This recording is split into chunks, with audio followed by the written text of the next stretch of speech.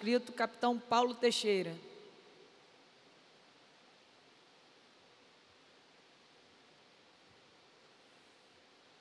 Senhora presidente, boa tarde. Senhores deputados que me assistem remotamente ou presencialmente, também aqueles que estão aqui neste plenário e também aqueles que estão nos assistindo pelas redes sociais, pelo YouTube e também pela TV Alerj. Neste momento, eu gostaria aqui...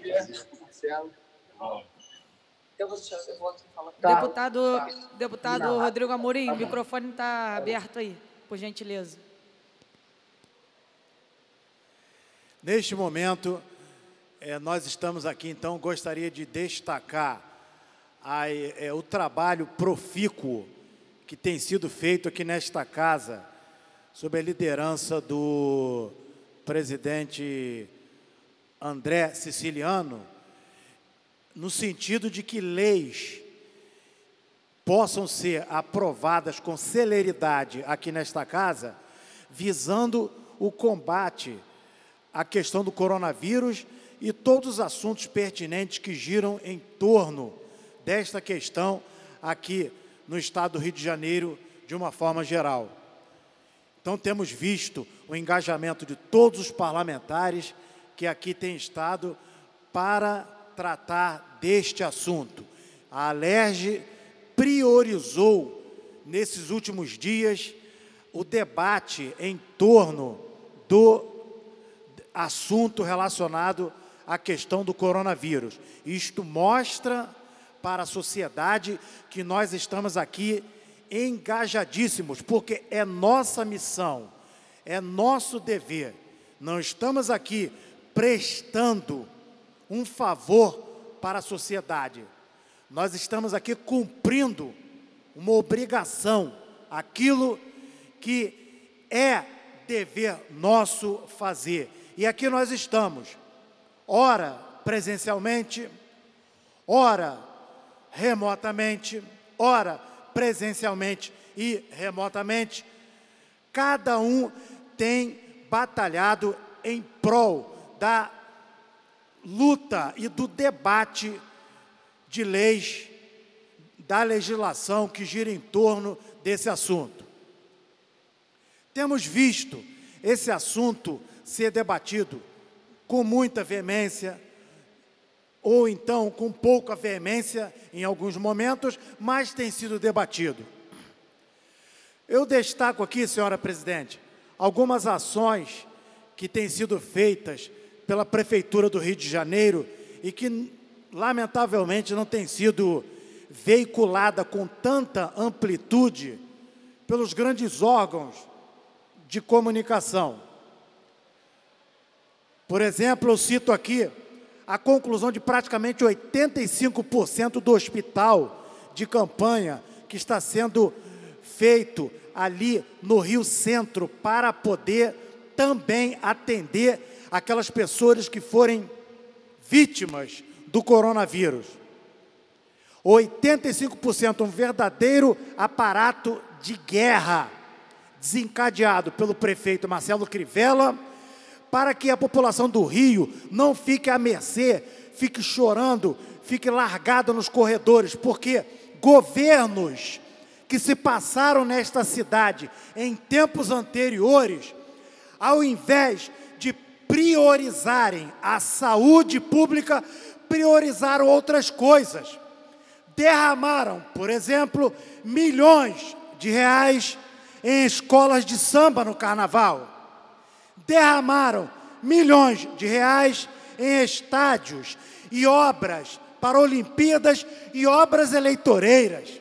Eu poderia aqui citar, por exemplo, a vergonhosa ciclovia Tim Maia, que é carimbada, deveria até mudar de nome e ser colocada ciclovia Eduardo Paes, porque é uma das grandes marcas do governo Eduardo Paes. Gastou-se milhões para construir uma ciclovia E como ele não faz mais parte da política, e espero que nunca mais venha ocupar o poder político aqui no Rio de Janeiro e no Brasil, poderia mudar o nome, que eu sugiro, para Ciclovia Eduardo Paes.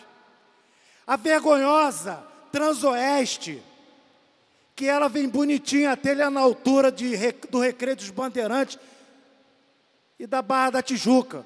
Mas depois que passa de Campo Grande, vai para Paciência e Santa Cruz, a gente percebe uma verdadeira vergonha, porque gastou-se milhões e milhões em coisas fúteis, voltando à filosofia do Império Romano, de 20 séculos atrás, pão e circo. Então, talvez acreditando que o povo do Rio de Janeiro prefere pão, circo, carnaval, Papai Noel, bala para criança e besteróis, gastou-se milhões e milhões nessas coisas e hoje nós estamos aí correndo contra o tempo.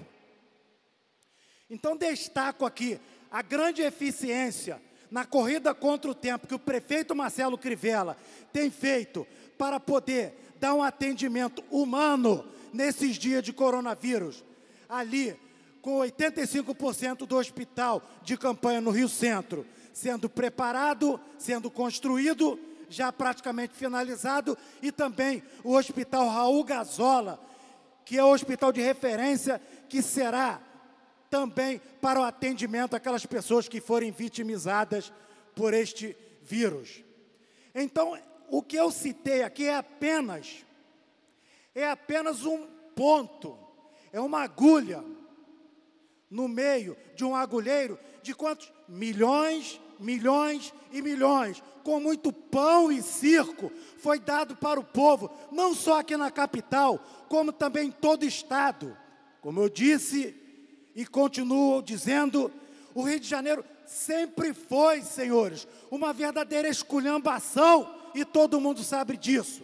Aliás, o Rio de Janeiro não, o Brasil. Nós estamos vendo, por exemplo, a grande pressão que o presidente Bolsonaro vem sofrendo, não só no Brasil, como também de várias partes do mundo, porque não se adequou ao sistema podre que vem destruindo o país por décadas, esse sistema que roubou bilhões dos cofres públicos e agora, incomodados, porque o presidente Bolsonaro colocou um peso enorme sobre os cofres e não quer mais abrir a torneira para descarregar bilhões e bilhões para aquelas ratazanas que roubaram o país por décadas.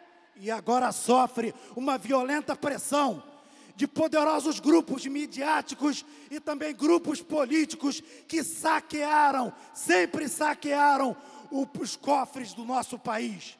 Esses grupos inconformados, num verdadeiro conluio de comparsas que se aliaram para tentar destruir o presidente Bolsonaro, que tem se mantido firme, que tem se mantido leal ao seu discurso e não se tem baixado a cabeça para camundongos, para ratos e para ratazanas que vêm e por décadas corroeram o orçamento brasileiro. E neste ano, que é um ano eleitoral, que é um ano de eleição, bateu o desespero em muitas ratazanas, porque não viram o orçamento que o governo deveria ter liberado e não liberou. Pelo contrário, continuou incitando a população a ir para as redes sociais contra a liberação dessas verbas. Isso deixou ensandecidos essas ratazanas que, como demônios, tentam de todas as formas destruir o presidente Bolsonaro, mas existe uma grande parcela da população que não quer mais saber dessas ratazanas que sempre destruíram a política brasileira e querem se ver livre muitos deles tentarão voltar ao poder nos municípios e estão ali tentando fazer as suas maracutaias para voltarem ao poder. Mas nós continuamos confiando em Deus, continuamos confiando no povo brasileiro, que continuará enxotando para o lixo das trevas essas ratazanas e afastando-as do poder político, do poder público. Então, senhora presidente, para encerrar as minhas palavras, eu gostaria de dizer que o Brasil, o Rio de Janeiro como Estado e a cidade do Rio de Janeiro sempre sofreram. Por quê? Porque muitos mentiram para o povo, se aproveitaram de poderosíssimos grupos de comunicação em tempos passados para chegarem ao poder. E ali, com esses grupos comprados por milhões de reais, escondiam maracutaias daqueles que estavam no poder. Mas com o advento das redes sociais, essa política apodrecida e envergonhada começou a ser exposta.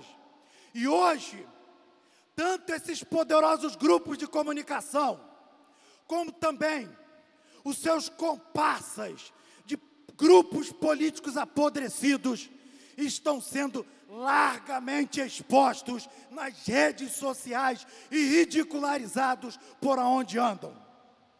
Encerro aqui minhas palavras manifestando o meu apoio ao presidente Bolsonaro e também ao prefeito da cidade do Rio de Janeiro, porque diante de situações tão adversas, muitos viram as costas, mas muitos também mantêm a lealdade. Eu manifesto aqui a minha lealdade ao presidente Bolsonaro, a quem acompanho há cerca de 30 anos na política, como também ao prefeito Marcelo Crivella. Ambos nunca e não têm, em momento algum, baixado a cabeça para o sistema. Muito obrigado, senhora presidente, por estas palavras.